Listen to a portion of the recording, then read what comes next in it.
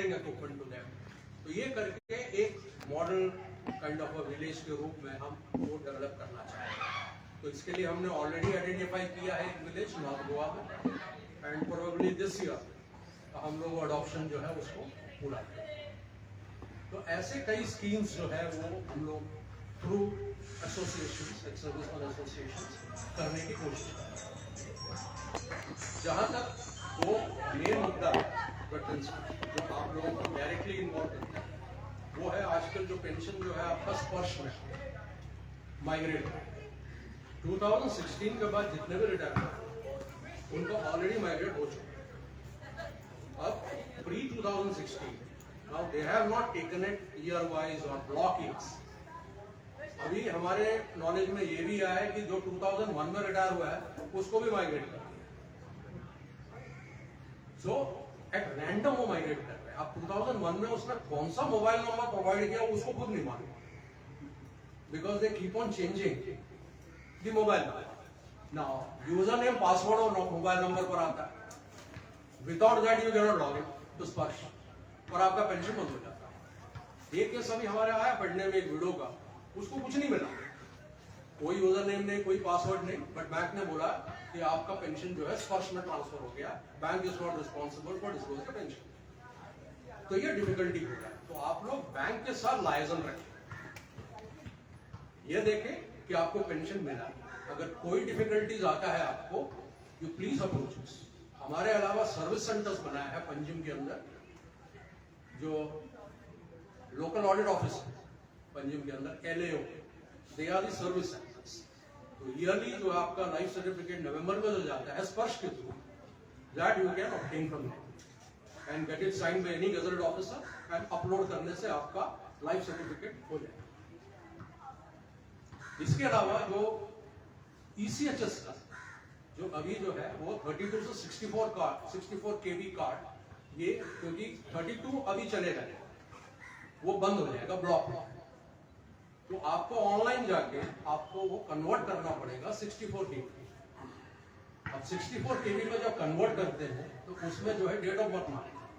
अब बहुत लोगों को ये नहीं मालूम उनका डेट ऑफ बर्थ क्या है, क्योंकि इवन 32 में एज लिखा हुआ से 45 ईयर्स, 50 ईयर्स, लेकिन यहाँ पर डेट ऑफ बर्थ चाहिए। खासतौर पर विडोज को प्रॉब्लम होता है, डेमोग्राफिक चेंजेस आता है इसमें, क्योंकि गोवा में एक पेक्यूलियरिटी ये है कि आप सब जानते हैं कि शादी से पहले नाम कुछ होता है, शादी के बाद नाम कुछ होता है। अब शादी के बाद हस्बैंड के नाम से मैचिंग करने के लिए वो अपना नाम चेंज करते हैं, लेकिन वो सर्विस रिकॉर्ड में पुराना नाम चलता है जब रजिस्टर्ड मैरिज किया उस टाइम का। तो जब पेंशन, फैमिली पेंशन का टाइम आता है तो वो डेमोग्राफिक चेंज हो जाता है। बोलते हैं कि ये कौन है, इसका तो कोई जिक्र ही नहीं है हमारे सर्विस रिकॉर्ड में, तो पेंशन बंद हो जाता है। So, इन सब चीजों को ध्यान रखिए। अगर कहीं आपने देखा डेट ऑफ बर्थ अगर नहीं डाला या चेंज ऑफ नेम या जॉइंट नोटिफिकेशन नहीं किया, इन सब के लिए एंडोर्समेंट ऑफ पेंशन कराने के लिए kindly visit Sainik welfare department and get it done before it is too late. क्योंकि हमारे जाने के बाद हमारे NOK को सफर करेंगे, क्योंकि खासतौर पर यह देखा गया कि हम अपने फाइनेंशियल जो है इंफॉर्मेशन हमारे स्पाउस के साथ शेयर नहीं करते। हम बताते नहीं है कि मेरा पेंशन कितना है और मैं कहां से पेंशन लेता हूं। तो ये जो चीजें हम लोग एक ताबू बना हुआ है कि हम लोग बताते नहीं अपने फैमिली, विदाउट रियलाइजिंग कि हमारे जाने के बाद फैमिली को कितनी तकलीफ होगी। तो अपना शेयर करिए, अपना पूरा डिटेल्स अपने वाइफ के साथ शेयर करिए, पूरा लिख के कागज में उनको दे दीजिए सेफ कस्टडी में, ताकि after the veteran passes away at least NOK को कोई difficulty. So these are some of the more important things which is जो वेटरन के जो डे टू डे लाइफ और इसमें जो है हमारे एक्सपीरियंस से हमने देखा है। बाकी many unique scheme like monetary incentive, अगर बच्चे जो है ज्वाइन करते हैं हम उससे 2 लाख रुपए देते हैं सरकार। और आप अगर 60 इयर्स हो जाते हैं तो आपके लॉन्ग लाइफ के लिए कि आप और अपना लाइफ आगे ले जाए, 60, 70, 90 इसमें जो है वन टाइम ग्रांट दिया जाता है। तो these are all related to हमारे जो सीनियर वेटरन्स हैं उनके लिए जो cross the age of 60, and this is mostly applicable to personal bureau officer. Avail such facilities as per the जो उसके रूल्स एंड रेगुलेशन के मुताबिक जो है आप अप्लाई कर सकते हैं ये सब स्किल्स। तो ज़्यादा टाइम न लेते हुए मैं इस दिन का आप सबको शुभकामनाएं देता हूँ और ये आशा करता हूँ कि आप ज़्यादा टाइम जिए और अपना पूरा वेटरन का बेनिफिट लें। और हर साल ये वेटरन डे हम लोग जो है अगले साल इससे भी ज़्यादा धूमधाम से मनाएंगे। ये first time we are celebrating in such a way और आगे जो है हम ज़्यादा वेटरन्स को इन्वॉल्व करके we will make this function even grand. तो ये कहते हुए मैं अभी अपना छोटा सा जो इन्फॉर्मेशन आपको देना चाहता था उसको कंक्लूड करता हूँ। Thank you. जय हिंद।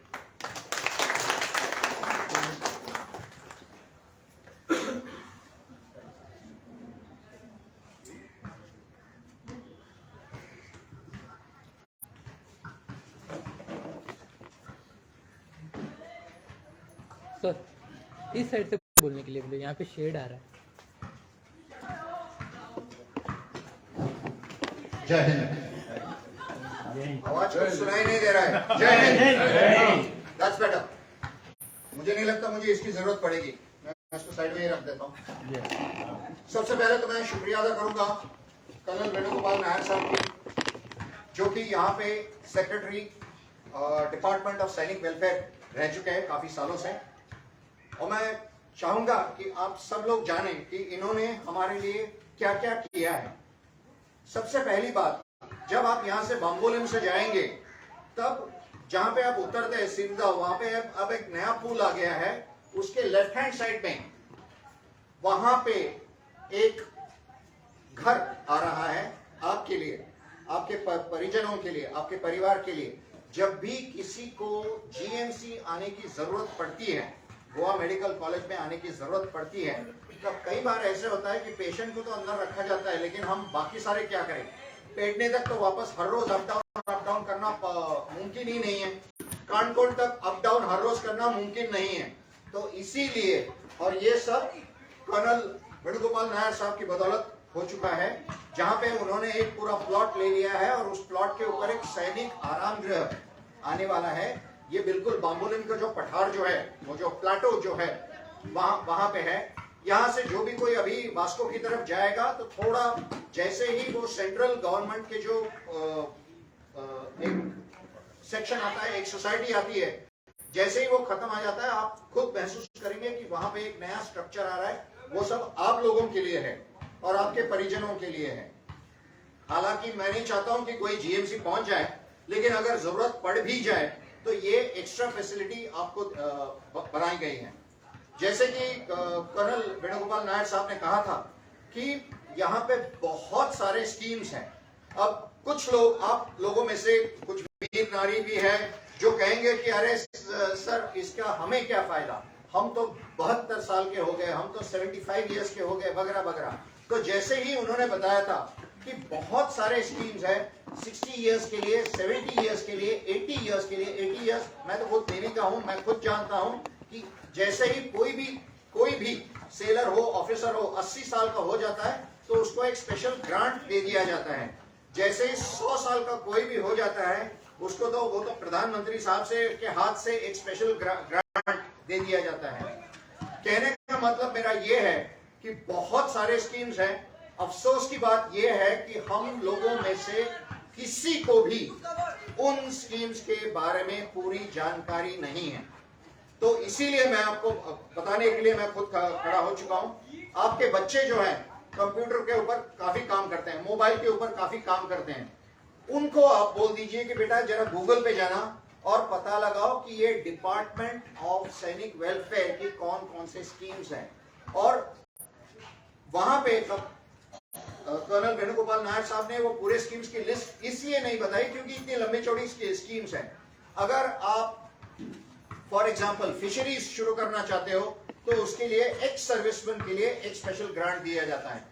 बी कीपिंग करना चाहते हो तो उसके लिए ग्रांट दिया जाता है। हम लोगों में से काफी सारे लोग हैं जो कि रिटायरमेंट के बाद खेती बाड़ी चलाना चाहते हैं, तो उससे संलग्न बहुत सारी चीजें आपको स्पेशल ग्रांट मिलता है। सोलर ऊर्जा का ये पंप लगाने के लिए अगर आप उस सेक्टर में हैं, अगर आप सर्विस सेक्टर में हैं या अगर आप खुद का कुछ काम शुरू करना चाहते हैं तो अलग अलग स्कीम्स है जिसमें से आपको 5,000 से 50,000 से लेके 5 लाख रुपए तक का स्पेशल लोन दिया जाता है।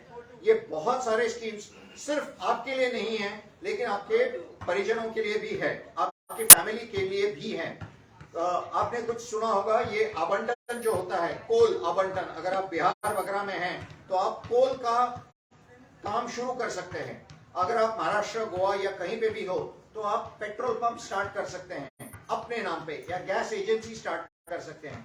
लेकिन सबसे बड़ा प्रॉब्लम हमारा क्या है कि हमें इसके बारे में पता नहीं। चलो ठीक है, आप कहेंगे सर मैं तो 62 इयर्स का हूं, मैं तो कुछ नहीं चला सकता। अरे आपका बेटा तो चला सकता है। आपको ग्रांट्स मिल सकते हैं, आपको जो कुछ चाहिए काफी कुछ मिल सकता है, वो आप अपने बेटे के नाम पे आप चलाइए। नाम होगा आपका लेकिन चलाएगा आपका बेटा। ऐसे बहुत सारे स्कीम्स हैं। तो जैसे कर्नल वेणुगोपाल नायर साहब ने बताया था, कृपया इस डिपार्टमेंट ऑफ सैनिक वेलफेयर के साथ आप संलग्नित हो जाइए। बीच बीच में आके आइए, बड़े अच्छी चाय पिलाते हैं कर्नल साहब। आके बैठ के पता लगाइए कि कौन कौन से स्कीम्स आपके लिए लागू हैं। हमारा प्रॉब्लम यह है कि जब हमारा कोई मेडिकल का कुछ प्रॉब्लम होता है या सिर्फ कैंटीन का प्रॉब्लम होता है तब भी हम वहां जाके सिर्फ वो मेडिकल और सिर्फ कैंटीन के कार्ड के बारे में हम इनसे बात करते हैं। लेकिन उसके बावजूद यहाँ इनके जो स्टाफ जो है उनके साथ मैं कई बार बात कर चुका हूँ, बहुत ही ज्यादा मददगार हैं, मदद करते हैं। तो आप सब लोगों से अनुरोध है कि बीच बीच में आके पता लगाइए कि कौन कौन से स्कीम्स आपके लिए लागू है और कृपया उस स्कीम का पूरा लाभ उठाइए। आपने जब आप 17 साल के थे, 20 साल के थे, आपने अपना पूरा काम देश के लिए कर दिया है। देश कृतज्ञ है और सरकार जो है अपनी कृतज्ञता दिखाने की कोशिश कर रही है, लेकिन उसके लिए हमें भी तो कुछ कदम अपनी तरफ से लेने चाहिए। और वो कदम कौन कौन से हैं? सबसे पहला कदम ये है कि हम अपना पूरे जो डेटा जो है वो ढंग से दे। जैसे कि कर्नल साहब ने बताया था, कुछ लोगों ने पुराने मोबाइल नंबर दिए हैं, पुराने एड्रेसेस दिए हैं। कुछ लोगों के स्पाउसेस मतलब कि ये देहांत हो गया है, रीमैरिज करने के बाद उन्होंने अपने रिकॉर्ड्स अपडेट नहीं किए। होता क्या है इससे कि जब वेटरन चले जाता है उसको फैमिली को जो फैमिली पेंशन जो मिलना चाहिए वो मिलता नहीं है, इसी डेटा के अभाव के कारण। तो आप लोगों से मैं क्या अनुरोध कर रहा हूं और जो कि कर्नल वेणुगोपाल नायर साहब ने भी किया है कि आप कृपया अपने पूरे जो डेटा जो है, आजकल आधार कार्ड, पैन कार्ड, ये दो चीजों के ऊपर बहुत सारी चीजें, बहुत सारा डेटा अपडेट हो सकता है।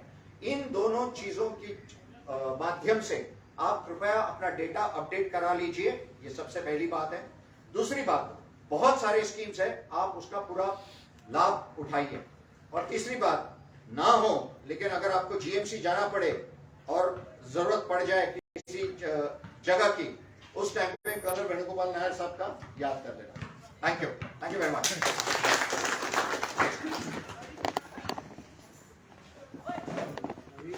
अभी साहब ने जो एक बात बताया, ये सैनिक रेस्ट हाउस का वो वाला, वो गवर्नमेंट प्रोजेक्ट, उसका जो कंप्लीशन 8 फरवरी का दिया हुआ है, उसके बाद फर्निशिंग वगैरह में जाके करीब जून जुलाई तक हमारा ये तैयार हो। लेकिन इससे और एक बड़ी बात जो है वेटरन होम, जो मैं शायद भूलिए आपको बताना। वेटरन होम जो एक old age home for defence veterans, उसका हम जो है फाउंडेशन स्टोन 26 जनवरी को डालने की कोशिश कर रहे हैं। ये सर्वोदौर मुंडो विलेज पंचायत के बिल्कुल साथ अलॉन्ग द मांडवी रिवर, और यहाँ पर इनिशियली 16 रूम बनाए जा रहे हैं।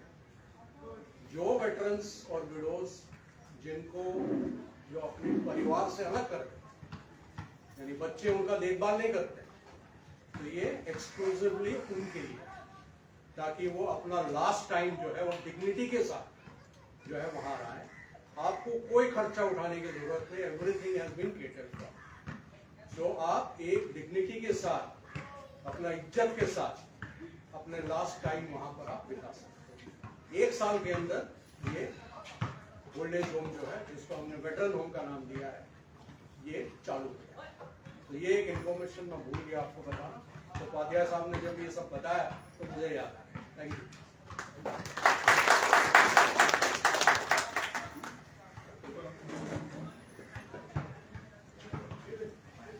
सर इस साइड not really required. हाँ? इस साइड नहीं, मैं तो सिर्फ वोट ऑफ थैंक्स बेसिकली क्या क्या वेलफेयर स्कीम कर रही है हमारी Sainik department of Sainik welfare under the stewardship of colonel Vinod Gopal, ये हम सब जानते ही हैं। और मैं उनसे को बधाई देना चाहता हूँ, thank you on behalf of all of us. ये जो आज आपने ये फंक्शन जो ऑर्गेनाइज किया है, और उन्होंने खुद कहा है कि ये फर्स्ट फंक्शन है, और मैं भी चाहूँगा कि आगे जब फंक्शन आप ऑर्गेनाइज करोगे, मैं भी चाहूँगा कि जैसे बॉम्बे में और जैसे दिल्ली में हम एकत्रित होकर परेड निकालते हैं, क्योंकि हमने काफ़ी ये सब किया है अपनी ज़िंदगी में, और रिटायरमेंट के बाद भी हम करना चाहेंगे। और इससे जो आगे की जनरेशन है वो हमें देखकर काफ़ी मोटिवेट होती है। साहब ने पूरा बताया किस तरह से ये वेलफेयर चला रहे हैं, और आगे उसको एलोबरेट किया है कमांडर फादिया साहब ने। तो इनका स्कोप और रिस्पॉन्सिबिलिटी बहुत ज़्यादा है। तो जब ये अपने एक अच्छी बात उन्होंने की है, जो जिसके कारण मैं यहाँ पहुँचा हूँ आज, इन्होंने एक व्हाट्सएप ग्रुप भी स्टार्ट किया है, उसके ऊपर इन्फॉर्मेशन डिसमिनेट होती है। मैंने वही इन्फॉर्मेशन पढ़ी और तुरंत मन में ये आया कि कोई कहाँ पे बैठा हुआ है इंसान जो हमारे लिए कुछ करना चाहता है।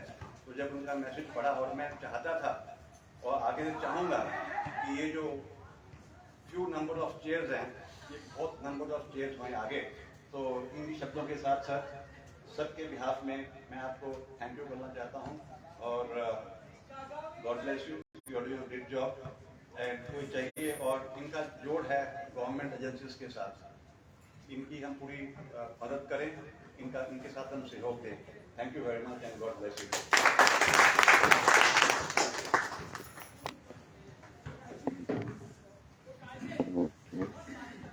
अप्रिसिएशन के सर्टिफिकेट्स इस बार हम कुछ ही लोगों को दे रहे हैं, अगली बार बहुत बड़ी लंबी कतार बनाएंगे, लेकिन ये 2 दिन के टाइम में सेट हुआ है। 2 दिन में ये प्रिपरेशन हुआ है, और 2 दिन में ये इतना छोटा फंक्शन अगर कर सकते हैं, तो अगर 1 महीना लगा दे तो बहुत बड़ा फंक्शन हो सकता है। सर ने बोला जाए तो टोकन ऑफ अप्रिसिएशन मैं बती सर को रिक्वेस्ट करना चाहूंगा, शैला अवधूत पंडित, श्रीमती शैला अवधूत पंडित।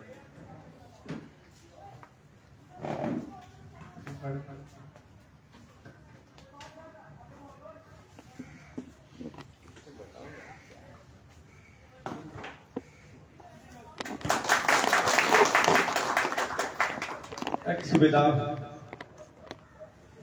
नरवीन sir can you ex Subedar Narveen. Sir यहाँ से दीजिए, शेड आ रहा है।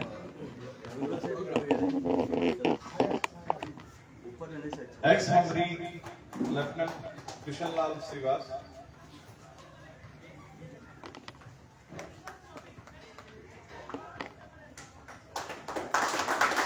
X PO Anil Bondre.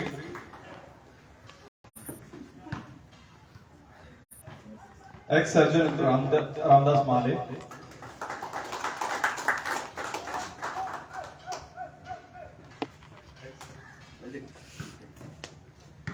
X Naik Subedar Vishnu Surve. Ex Surve साहब आए नहीं?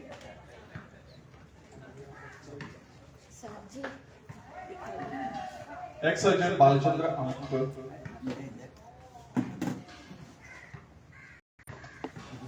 एक्स मंत्री कैप्टन बामन नाइक।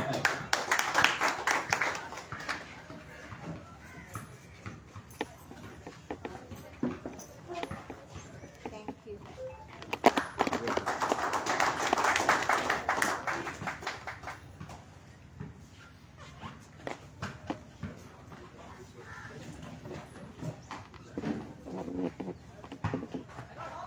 मैं रिक्वेस्ट करना चाहूंगा वामन नाइक सर से, सर कुछ शब्द बोले, सीनियर मोस्ट वेटरन।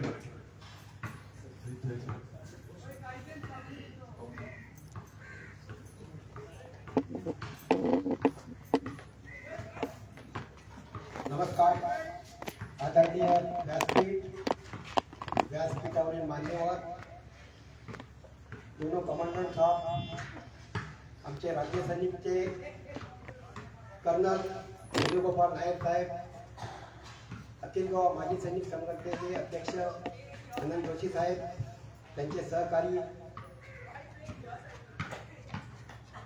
उपस्थित जमलेले एक्स सर्व्हिसमॅन बंधू भगिनी आणि वीर नारी, आज माझा जो सत्कार ते झालेला आहे त्याबद्दल मी दोनों कमांडर साहेब, आमचे राज्य सैनिक बोर्डचे सेक्रेटरी वेणुगोपाल नायक साहेब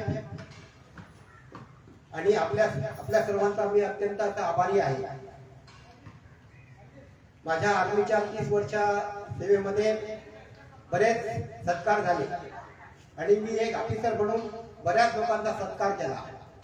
त्या सत्कारापेक्षा या सत्कारला जास्त महत्व आहे, कारण हा सत्कार माझ्या कर्मभूमीमध्ये होतो आहे, त्याचा मला अभिमान आहे. मी एक मराठा लाटीन बंदीचा शिपाई आहे. मी सुभेदार मेजर आदरी कॅप्टन पदावरून एप्रिल 90 मध्ये रिटायर झालो. माझ्या सर्व्हिसमध्ये 3 लढाई झाल्या. एक 62 ची चायना वार, दुसरी 65 ची लढाई पाकिस्तान बरोबर, तीसरी 71 की लढाई. 71 की लढाई में देशाने दुनियामध्ये इतिहास घडवला.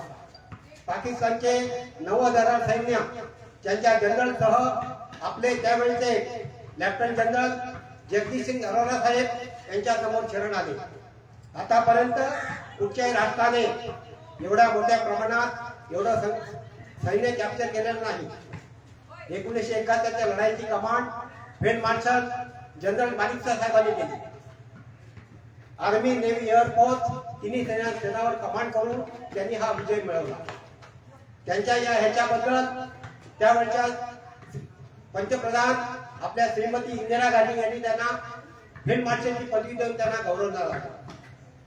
71 लढाईमध्ये बांगलादेशाची निर्मिती झाली. बांगलादेशाने त्यावेळची कमांड शेख मुजीबुर रहमान साहेबांनी केली. अशा प्रकारे माझ्या 30 वर्षाच्या सर्व्हिसमध्ये सर्व देशाच्या सर्व बॉर्डरमध्ये सर्व्हिस केली. आज मी 80 वर्षाचा आहे. जास्त आपला वेळ घेत नाही. आपण जो मला मोका दिला त्याबद्दल धन्यवाद. व्यासपीठावरील मान्यवर सर्वांचा अभिनंदन. आशीर्वाद असाच आपला असू दे. धन्यवाद. जय गोवा.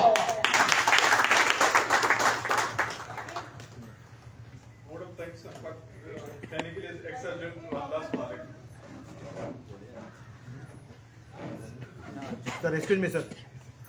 So, 2 points.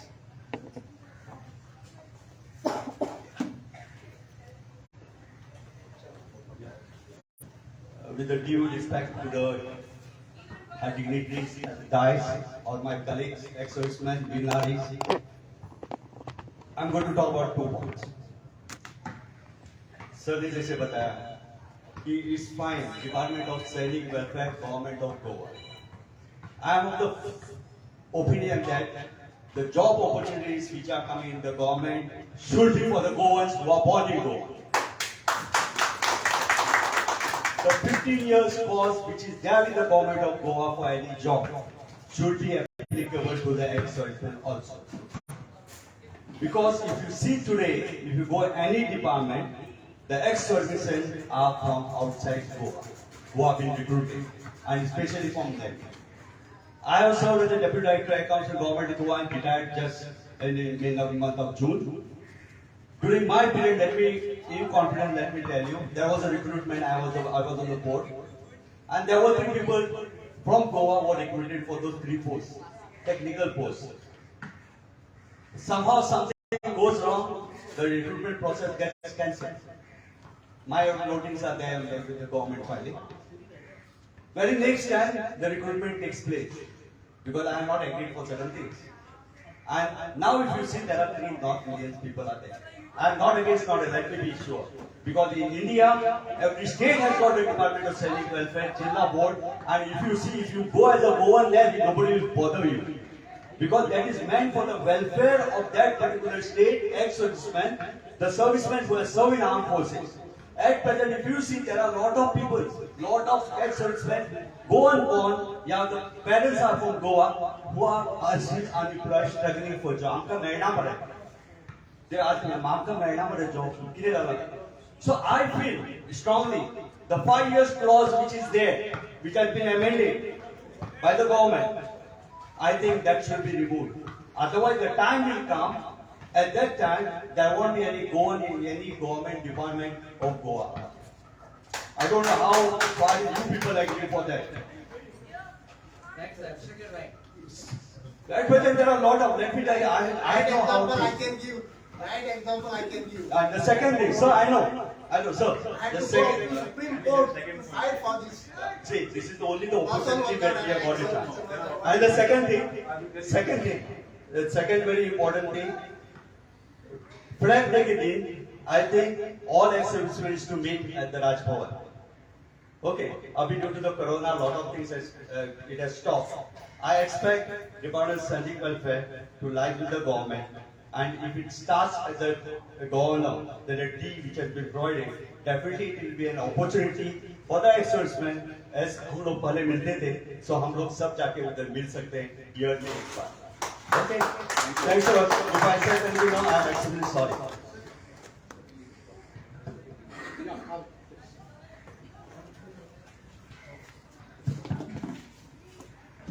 आज आर्म फोर्सेस वेटरन डे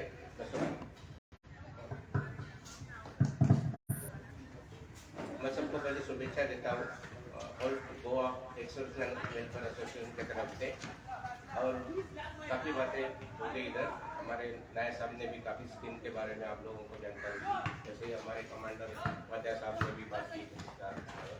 काफ़ी समस्या होती है वेटरन के साथ, वो सुलझाने के लिए हम लोग गोवा एक्स-सर्विसमैन एसोसिएशन तो भाई, इसके साथ साथ नायब साहब भी हमारे वेलफेयर डिपार्टमेंट के भी काम करते हैं. तो अभी सभी लोगों को इस टाइम में जो आज प्रोग्राम हुआ, छोटे टाइम प्रोग्राम हुआ, लेकिन अगली साल जैसे उन्होंने बताया कि एक बड़ा कार्यक्रम करेंगे हम लोग. हमारा एसोसिएशन भी उसके साथ आप लोगों के साथ रहेगा. और जो एक्स-सर्विसमैन रिटायर होते हैं नए, उन सभी को मैं रिक्वेस्ट करता हूँ वो एसोसिएशन के साथ जोड़ जाए जल्दी से जल्दी, ताकि हम लोग सारी समस्याएं, जो विधवा की समस्या होते हैं, वीरनारी की समस्या होते हैं, वेटरन की समस्या होती है, इसका प्रॉब्लम होते हैं, कई समस्या हम लोगों के साथ आती है. लेकिन जब भी हम लोग डिपार्टमेंट के पास जाते हैं तो